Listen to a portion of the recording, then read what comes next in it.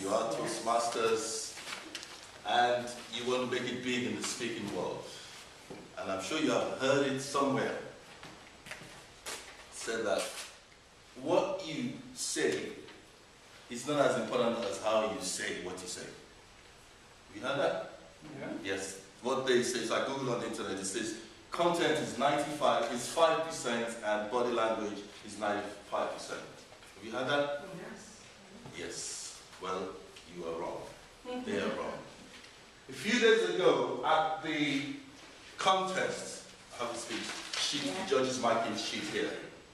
Content 50%.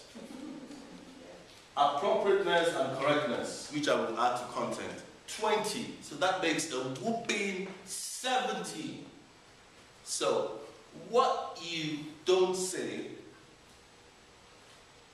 is not as important as what you say. In other words, you have to say what you say so that you don't leave out what you don't want to say, and everything gets done. And that's how your speech should be. Mr. Toastmaster, ladies and gentlemen, content, comes in different types. And there are some that just means nothing. You go through it and you just wonder, why is this there? I mean, my dad's first name is Theophilus. And when Dad was in school, he would walk into the classroom and say, "Hi, I'm Theophilus." And always somebody would say Theophilus. No, it's Theophilus. Theophilus. Why? Don't know. So Dad would make sure that, well, my name is Theophilus. Can we try that together? Theophilus. Again? Theophilus. And again? Theophilus. Oh.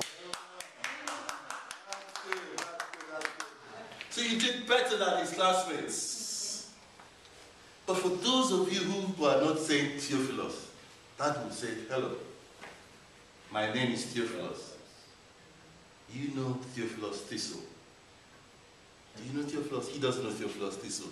Theophilus Thistle, the thistle sifter. Theophilus Thistle, the thistle sifter, sifted a sieve of unsifted thistles. Now, if Theophilus Thistle, the thistle sifter, sifted a sieve of unsifted thistles, where is the sieve of unsifted thistles that Theophilus Thistle sifted? Okay, who wants to try that? Who wants to try that? That's what Dad did to those who wouldn't say Theophilus and say Theophilus. And once they knew him for that, everyone said Theophilus, because Theophilus Thistle, the thistle sifter, who sifts a sieve of unsifted thistles, where is the sieve of unsifted thistles that Theophilus Thistle, the thistle sifter, sifted? What's the point? Who knows? Who cares anyway? A few weeks ago, my wife was away, some of you may know it. And when she's away like that, I feel a little bit anxious. The kids are out of the house, so it's just me and her. I feel a little bit anxious. You see, I do everything in the house but cook.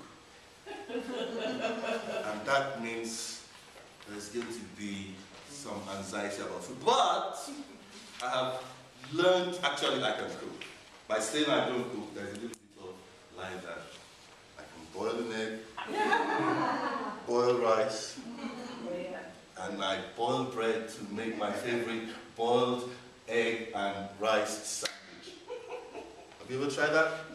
No, I wouldn't recommend it to you.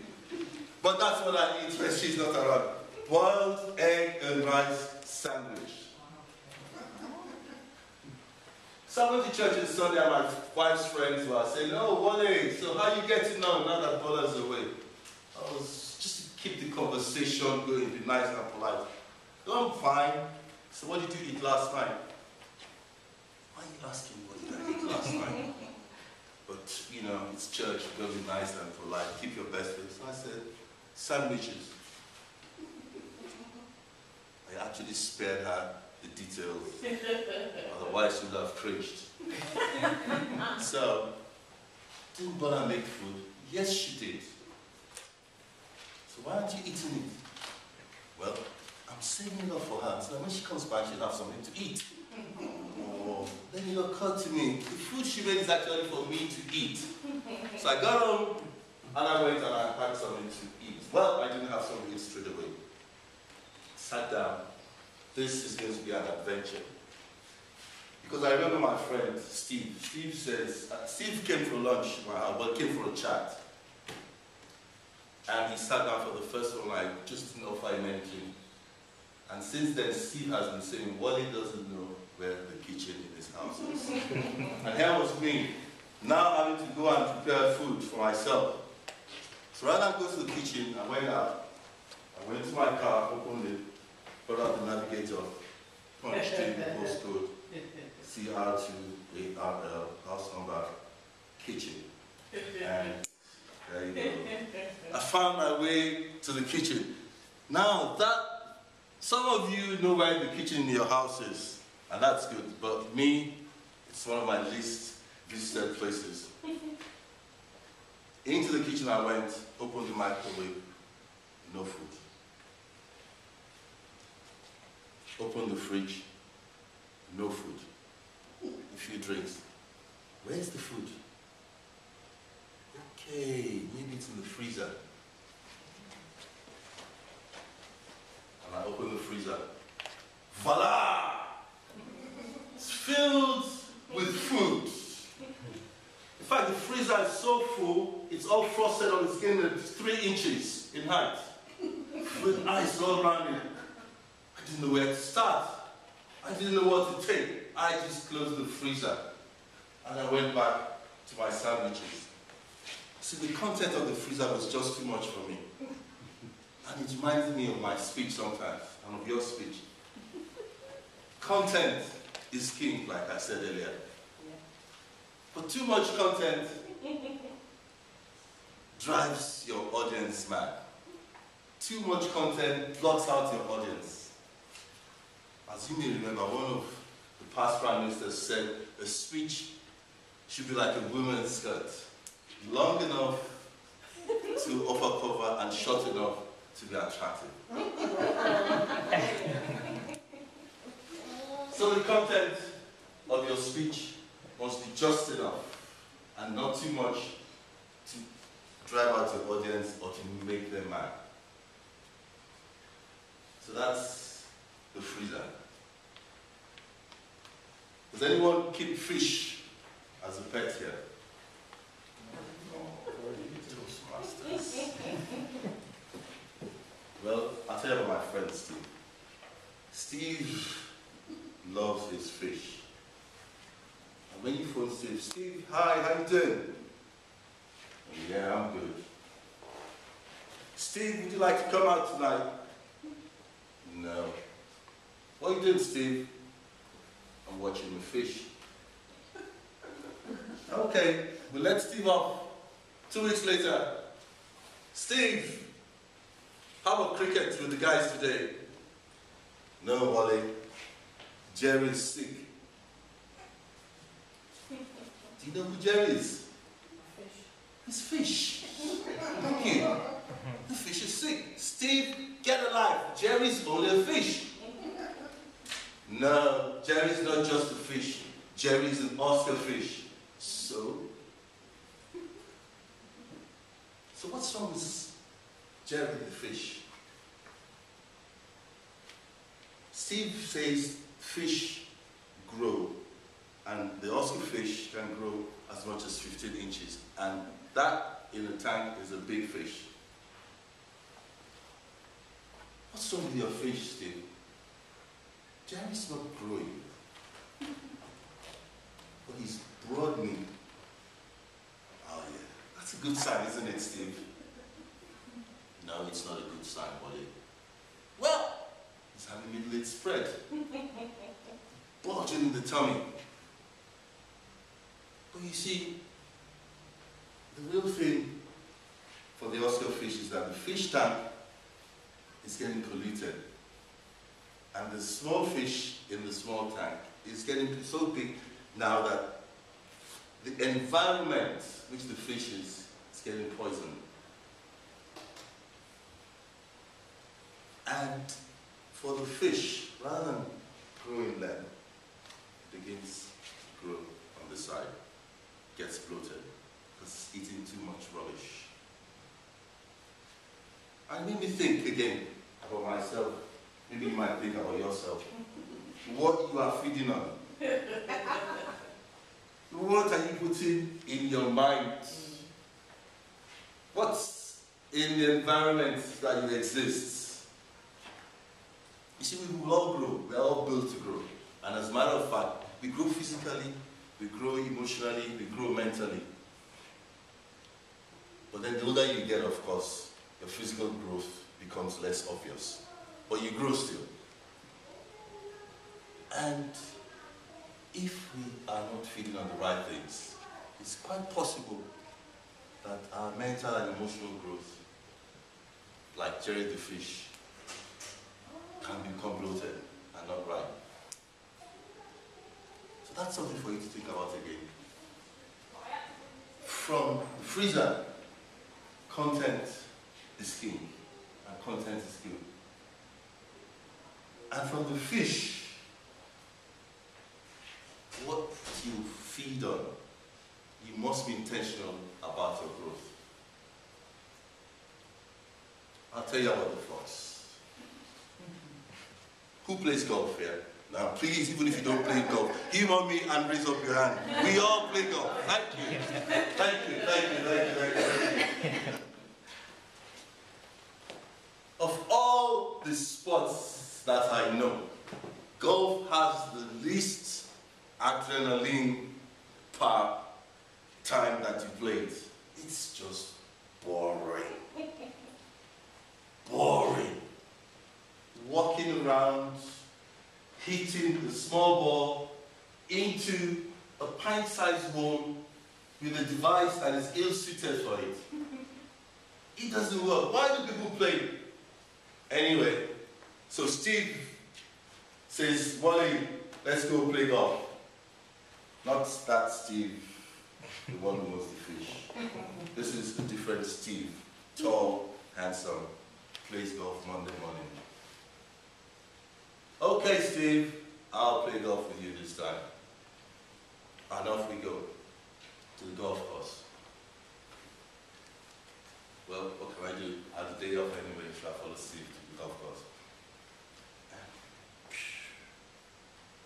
I just had the clubs, had the right clothes, but I played no golf. I just walked along with Steve, and he kept playing. And then he hit one long ball, and he went off to the green, and he was feeling very good with himself. Tall Steve, you know, not Steve with the fish, but tall Steve. Going on. And as we approached the ball, a fox ran out. Big fox went past the ball. We were still going, and then the little fox trotted behind, walked past the ball, and then walked back, looked at the ball, looked at the other mother fox, kicked the ball, decided that the ball was harmless, and began to play with the ball. And you could see the fox. So Steve and myself just stood back, and we watched. To our amazement, it was funny. Imagine the baby fox playing with the golf ball. It was so hilarious. And as we watched, suddenly something not so funny happened. Do you know what? Sorry? You swallowed it. No, it's a small fox. Wouldn't that be nice if you swallowed it? How do you know? How do foxes stake their territory? The little baby fox decided that this ball is mine. And what did he do? Little leg peed on the ball. I just busted out laughing. It was funny. But Steve, tall Steve, did not find it funny at all. He didn't find it funny. I just was out laughing. But he was shocked, and he stood there and looked at his face. So what I did run and kick him, you know. And we watched. And the fox finished marking out the ball, sniffed the ball, was satisfied that this is mine, and walked off.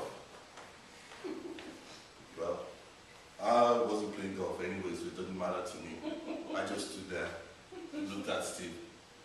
So what are you going to do, Steve? I was thinking, I didn't say anything because this is not the time to talk about that. Thinking, what are you going to do, Steve? Steve just turned back. That's the end of the game. And walked away.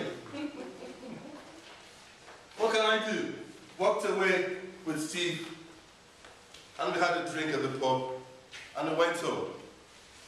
But then as I was thinking about it. We give up too easily. The folks actually challenged us. This is mine.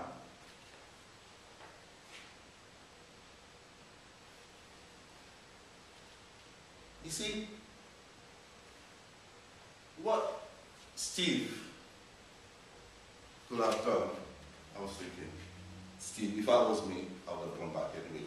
But you always think for the other person. You tell them what to do. What Steve could have done, I thought to myself, was go up there, pick up the ball, take it to the nearest ball washing joint, wash it up, and then we continue playing. And we would have continued and had a wonderful afternoon as we had planned. But no, he just left it there and turned back. The freezer talks a lot about content. Content is king, and every speech must be delivered with enough content, enough energy, and with style. The fish tells you that you should be intentional about what you feed on. Make sure you are eating the right stuff. And the fox. Foxy fox. Must tell us something. Reminds me of the 16th President of the United States, Abraham Lincoln, who says that all things come to those who wait, but only those things left by those who hustle.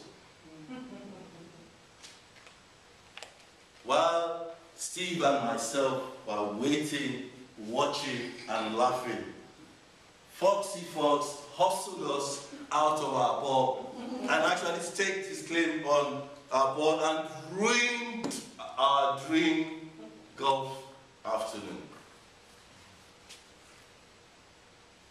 So, don't let a urinating fox ruin your dream. Whatever that urinating fox is. Whatever's trying to hustle you or pull you back or irritate you in what you are going for. As Adam told us today, just take stock. As Osanda told us, energize yourself and then go after the dream. Pick up the ball at the urine, wash it up, put it down, and continue your game of life and golf. Mr. Toastmaster.